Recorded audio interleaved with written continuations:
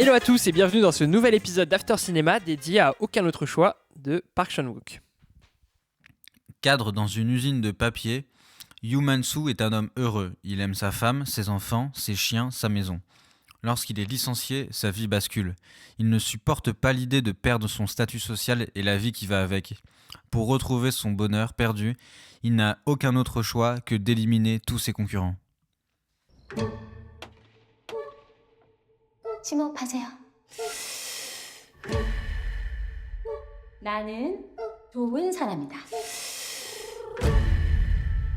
실직은 하고 싶어서 안 돼. 아니다. 여기 적힌 것들 자제하기. 아빠 취직할 때까지. Très bien. Et salut à l'équipe. Du coup, petit tour de table comme on le fait sur vos avis a priori avant d'avoir vu le film. Donc cette fois, sciemment, je saute Snéha puisqu'elle n'a pas vu le film, cette mauvaise élève, elle a séché. Et je commence du coup avec toi, Nina. Moi, je pensais que ça allait être moyen. Moi, je m'attendais à une petite dinguerie de type Parasite. Et ouais, moi je m'attendais aussi à adorer parce que j'adore le réalisateur. Et on verra nos avis juste après par rapport à ce qu'on pensait du film. Et avant ça, la rubrique que vous attendez tous et toutes, le quiz. Et Snéha, qui sèche, elle a le droit de jouer puisque la question de quiz ne nécessite pas d'avoir vu le film. T'es prête, Snéha ? Mais de Je te s'intéresser rappelle, un petit peu à ce qui se passe quand même. sans indiquer le score, je te le dis, t'es Ça derrière. Donc joue, ma belle. Peut-être que Gas peut arrêter de manger pour le podcast. Alors, la question est la suivante. Le film est une adaptation d'un livre qui s'appelle Le Couperet. Le film, il avait déjà été adapté dans le passé par Costa Gavras, père, et non pas le fils. Ah, c'est pour Mais ça. qui jouait le rôle principal dans le film Le Couperet ? Vincent Lindon, Non, Lui-même. non, son fils. non. Donc, il jouait le rôle principal à la place Vincent de Lee Cassel. Byung-ho. Vincent Cassel. Non, On peut savoir ça, le film date Tu vas de quelle répéter année tout ce que je dis par dans les années 2000. J'ai plus la date exacte, mais c'est dans les années 2000. Jean Dujardin, Non. Gilles Lelouch. C'est un acteur qui est à contre-emploi dans le film. C'est-à-dire que le film, vous avez vu, c'est quand même un peu du drame et tout. Dans Franck Dubosc. On pourra en rediscuter. Voilà, c'est dans cette idée-là. Ah. Mais c'est pas Franck Dubosc. Le mec qui joue dans Bienvenue chez les Ch'tis. Non, Danny Boone, non, c'est pas lui. Mais ça y est, vous chauffez là. Ahmed Silla. Non, je rigole. Gilles Le Lelouch, film est de 2005. Non, un acteur de comédie très connu. ouais, très très connu. Fabrice François Lucchini. Non, plus comique encore. Plus comique que François Cluzet. Gad Elmaleh. Non, Louis de Funès. non. Il a commencé avec des sketchs à la télé. Hein. Donc, Les pour vous Beatles. dire à quel point c'est un comique. Mais c'est vrai que là, ça fait un petit moment qu'on l'a pas vu. Mais dans les années 2000, c'était un grand acteur. Notamment, il a fait une saga de films de comédie Jean-Pierre français Bacry. où vraiment ça a inscrit sa légende. Une saga de films dans laquelle il a tourné. Non, c'est pas Jean-Pierre Bacry. La vérité si je mens. Donc, Clavier. Truc clavier. non, c'est pas Christian Clavier. On est nul, putain. Abitbol. Non, Jamel Debbouze. Jamel Debbouze est pas du tout dans la vérité si je mens. Thomas Sisley. Non. Plus comique. Souvent, les gens ils disent que c'est le Iron Man français parce que c'est un peu un sosie de Robert Downey Jr. au niveau de la barbe.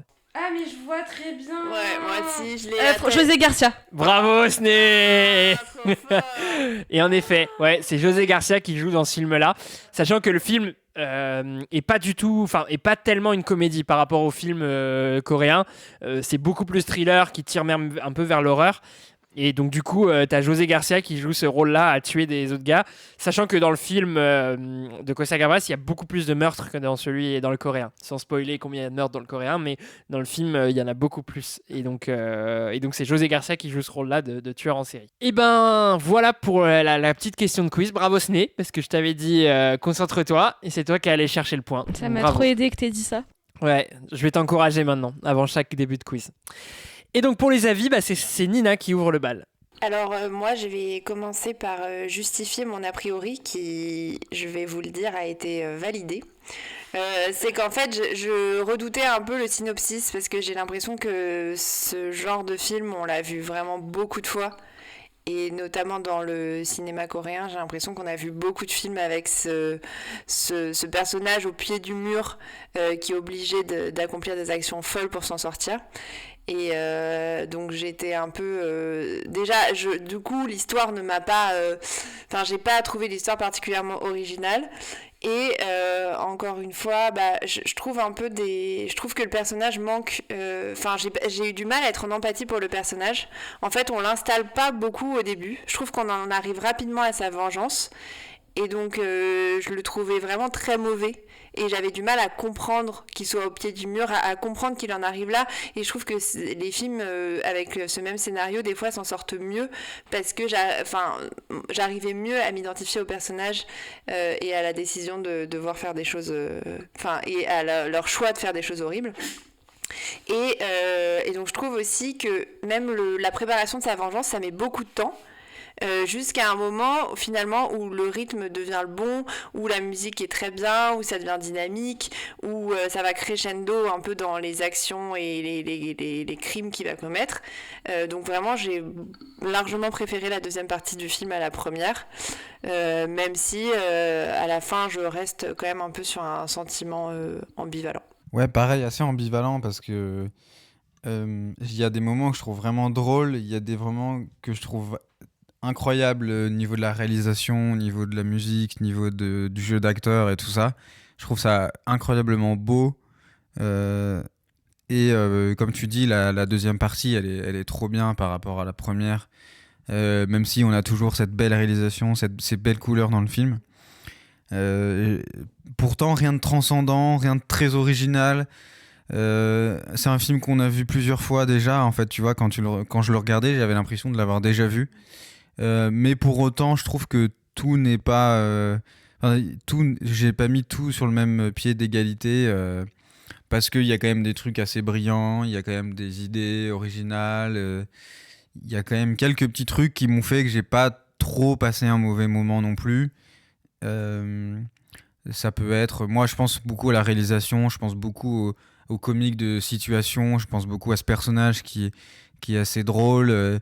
Et tous les autres, et même son secteur de métier qui est très niche, et tu vois, tout ça, il y a beaucoup de choses, beaucoup de gags qui arrivent à ce point de vue-là, et donc c'est plutôt le côté comique pour moi qui sauve un peu le film. Ouais, je pense que moi du coup je suis le plus positif de nous trois parce que j'ai quand même beaucoup aimé le film, même si je suis assez raccord avec vous sur le fait que en termes de rythme, la première partie prend un peu de temps à s'installer, sachant qu'en plus, ce qui est un peu paradoxal, c'est que le film fait, comme l'a dit Nina, c'est qu'il fait pas trop d'exposition, c'est-à-dire qu'il explique pas beaucoup le contexte des personnages, etc. Donc c'est vrai que ça vient plus tard de comprendre pourquoi il en est prêt à arriver à ces longueurs-là, parce qu'en fait au fur et à mesure ça s'instille de d'où vient son couple, d'où il vient socialement, sa famille, etc. C'est instillé au fil du film, au bout de dialogues, d'histoires, de réflexes qu'il a lui.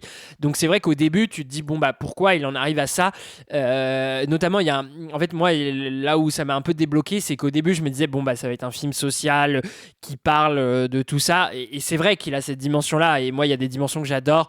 Un peu comme dans Parasite, le côté des gens qui sont des prolétaires qui se tirent entre eux, parce qu'en fait, là où je trouve un peu brillant le film, c'est que les patrons sont absents, en fait. Il se fait virer au début par des actionnaires américains qu'on n'aperçoit jamais. Dans les entretiens, il est avec des RH, mais en fait, il voit jamais les patrons. Et en fait, j'aime bien ce truc de la mécanique de tout ce film et de les longueurs à laquelle sont prêts les gens, l'humiliation que c'est d'être au chômage. En fait, c'est une mécanique insidieuse qui se fait de manière dans le subconscient et pas vraiment de manière directe, parce qu'en fait, même les patrons qui sont censés installer cette pression-là sont complètement absents du film. Il n'y a aucun patron dans le film. Et donc, sur ce côté-là, je le trouve vraiment brillant et juste, même si je suis d'accord avec vous que ça reste assez classique. Mais bon, après, quand c'est classique mais que l'exécution est bonne, moi, j'ai pas de problème avec ça. Sachant qu'en plus, je pense qu'il y a quand même quelques originalités, surtout notamment sur des ruptures de ton. Il y en a beaucoup. Il y a notamment un point qui aurait pu me déplaire, c'est qu'ils sont vraiment dans un corps de métier très particulier, puisque en fait il y a l'un des problèmes dans le film où tu pourrais te dire en fait il pourrait juste se reconvertir, quoi, parce que du coup il travaille dans la papeterie. Et en fait, la passion qu'il a pour la papeterie, ça crée un personnage un peu original que j'aime bien. Et surtout, le fait que les autres candidats qu'il va cibler soient aussi dans ce côté-là de passion et tout, ça me crée un côté un peu rupture de ton, limite un peu absurde que j'aime bien. Et même si je suis d'accord avec vous que sur le premier meurtre, bon, c'est pas un spoil, hein, on le dit, il va tuer des gens. Ça met du temps, il met du temps à y arriver. En même temps, pour la défense du film, je me suis dit c'est quand même réaliste parce qu'en fait, si t'es un mec lambda dans la vie, tu vas pas tuer quelqu'un sur un coup de tête d'un coup comme ça et qu'en fait qu'il échoue beaucoup dans ce qu'il veut lancer et même des décalages parce que du coup c'est un mini spoil, mais donc le premier gars qui cible et comment ça s'appelle est trompé par sa femme. Et j'adore la scène où en fait il a pour vocation de tuer ce mec, mais en même temps il veut pas qu'il découvre sa femme en train de le tromper. Et tu te dis mais mec, dans 2 scènes t'as envie de la tuer, mais en même temps il a cette conscience d'en mode essayer de l'appeler pour qu'il rentre pas chez lui. Enfin, ça fait une scène que j'ai trouvé très drôle. Moi c'est ça que j'aime bien, c'est que vu que c'est un mec lambda qui veut tuer des gens, il sait pas du tout faire, donc c'est hyper comique. Ouais. Et vraiment, et j'aime bien le côté à chaque fois qu'il se prend les pieds dans le tapis et il y a aucun moment où ça devient un Dexter, quoi, où ça devient un tueur accompli, quoi. Genre il va découper les corps dans sa remise de jardin, mais en fait il le fait pas discrètement. Le pot de fleurs où il s'apprête à jeter, en fait il y a une meuf derrière lui qui est en train de tout voir, donc il serait allé direct en prison. J'aime vraiment ça. Et après, et le côté aussi que j'aime bien, c'est aussi les personnages secondaires. Du coup, les victimes, notamment la première, j'aime bien tout ce qu'il installe, qu'il le présente, même si bon, les victimes suivantes, j'en dis pas combien il y en a, etc., mais sont un peu moins présentées. Et dans sa famille, j'étais un peu partagé, c'est-à-dire que j'aime vraiment sa relation avec sa femme. Ouais. Et j'aime l'ambiguïté qu'il y a avec elle, le rôle qu'elle a pas. Moi, justement, pendant le film, j'arrêtais pas de me dire, mais est-ce qu'elle comprend ce qu'il est en train de faire ou pas, même si après le film tranche au bout d'un moment et on comprend que oui ou non. Mais pendant le film, je me disais, mais quand même, elle se pose pas de questions. Elle a l'air de dire, bon, écoute, si c'est pour avoir un métier, c'est ok. Et donc, j'aime bien ce côté-là de la femme qui a cette ambiguïté de, en fait, quand même, pour qu'on garde nos biens matériels, qu'on garde notre maison, qu'on garde les cours particuliers pour nos enfants, notre statut social. Bon, si tu dois faire des choses pas morales, c'est ok, quoi. Même si elle se rend pas forcément compte de ce qu'il est prêt à faire, mais j'aime bien dans cette relation-là. Par contre, là où j'ai un défaut en contrepartie, dans les enfants, il y a des trucs où je comprends un peu moins. Par exemple, la petite gamine mutique, je me suis dit que ça c'est un peu un artifice, quoi. Ça sert à rien. Vraiment. Ça sert à rien en vrai. Et il y a des scènes où il met beaucoup. Enfin, il y a notamment une scène autour d'elle où il met beaucoup d'enjeux vers la fin du film, et je vois pas qu'est-ce que ça apporte au film. Ah j'allais vous poser une question sur ça. Mais donc c'est le fait qu'elle refuse, enfin je vais pas spoiler, mais du coup le fait qu'elle refuse de jouer devant sa famille et la résolution autour de ce truc, je ne sais pas à quoi ça sert. J'ai pas d'interprétation. J'ai pas compris la symbolique, et en plus on j'ai rien compris à la fin. Avec Gas, on s'est dit mais qu'est-ce que ça veut dire en fait. Et il en fait un enjeu majeur dans sa résolution où c'est vraiment l'une des scènes finales, et je ne comprends pas. Et moi c'est la relation avec sa femme, je suis d'accord que j'ai bien aimé parce que j'ai trouvé qu'elle était exploitée, et en même temps je me suis un peu perdue. Parce que je trouve que d'un côté, ils ont l'air d'installer qu'il a été violent avec elle, quand même. Ouais. Et d'un côté, elle se fait courtiser. Oui. En fait, je trouve qu'on sait pas trop... Enfin, on n'arrive pas trop à comprendre comment elle se place par rapport à tout ça. Ouais, non, mais c'est un personnage vraiment ambigu, je trouve. Pour moi, il y a un côté vraiment très matérialiste, quoi. En fait, le truc qui les fait avancer, tous ces personnages-là, mais tous, hein, les enfants, le mari, elle, c'est leur bien matériel. Et le fait que, comme un peu une forme de compte à rebours, leur bien matériel s'amenuise, ils en perdent, il est obligé d'enlever sa deuxième voiture, d'acheter une voiture plus petite, la maison qui est le truc, le bien matériel principal. Enfin, c'est un peu la promesse pour les gens qui travaillent comme ça, c'est en mode vous pourrez acheter votre maison. Et du coup, là, il y a cette menace de devoir revendre la maison et acheter être dans un appart dont ils ne seront pas propriétaires. Donc, je comprends ce truc-là, tu vois, de se dire jusqu'où on est prêt par matérialisme, quoi. Mais...